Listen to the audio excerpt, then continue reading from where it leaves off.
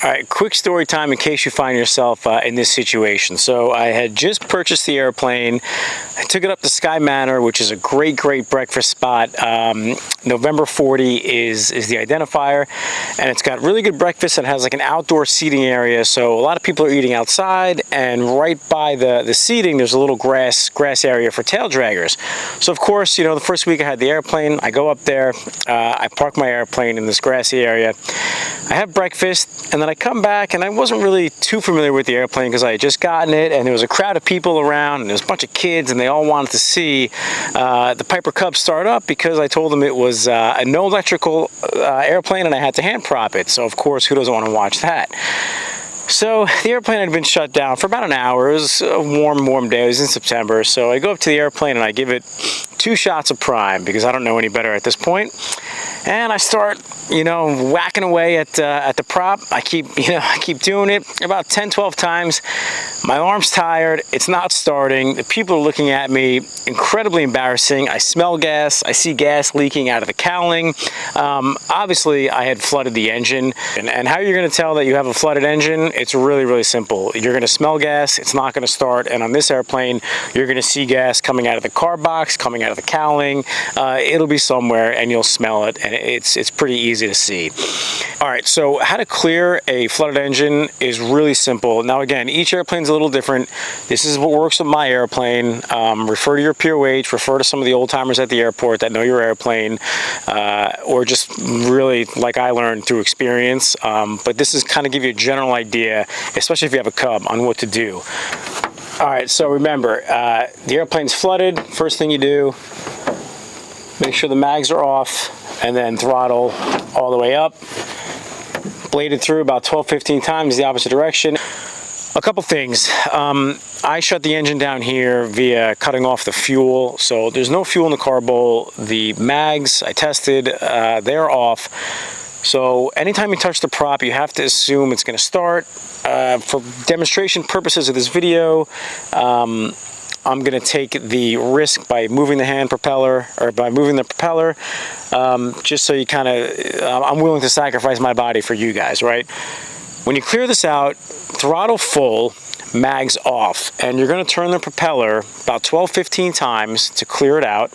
When you're turning the propeller, you don't want to turn it in the way of the rotation of the engine, because if you do have a broken ground, the airplane's going to start, and if you're lucky, the airplane's just going to fly away. If you're unlucky, it's going to run you over at full throttle.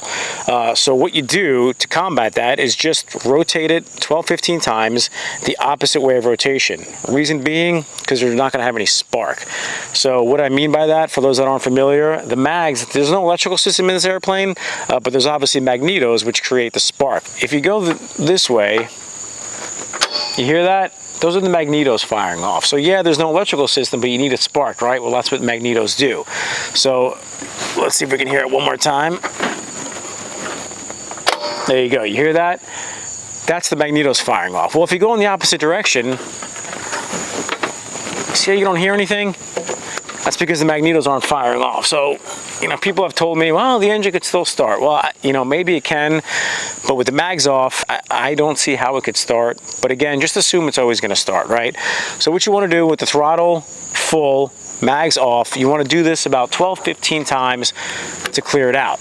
Then the first thing you got to do, just bring this all the way back to idle first, and then mags on both, and then a little less than half will usually do the trick, and it'll usually fire right up. Hey, one thing I want to mention, especially if you're on grass, is the type of chocks that you have with you. I usually just bring this one, or I used to in the past anyway, just bring that smaller yellow one. And now I bring this much larger rubber one. It'll hold the Cub, or really any airplane, significantly better than just this small wooden one, especially if you have a hot start or a flooded start where you have to bring the throttle up significantly more than you normally would. This is going to do a much better job of holding the airplane on pavement and on grass than this smaller one. Just something else to think about.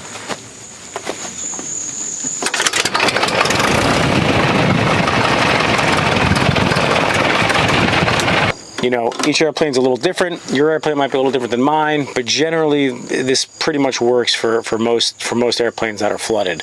It's a good way to clear it out. So just something I wanted to point out. And again, starting a flooded cub is really, really easy. Once you do this, you should have no problem, and it'll usually fire up on the first start.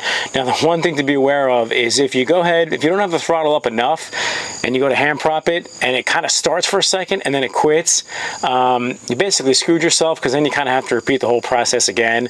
Because usually when that happens to me, if I don't try to get it started again right away, then I just keep starting it, and then before you know it, smells like gas is coming out of the cowling, and I got to do the whole thing all over again. So that usually happens because I didn't have the throttle up enough. So don't be afraid to bring the throttle up a little bit more than you normally would. That's pretty much it, guys. That's all I got for you. Just kind of one of those things that I had to learn via Google and watching a whole bunch of YouTube videos. So if you're going to get a cub, or you have a cub and you kind of run into a flooded start situation, this is a great technique to get the airplane started. And like I said, 9 times out of 10 it just fires right up if you follow those really simple steps. All right, thanks.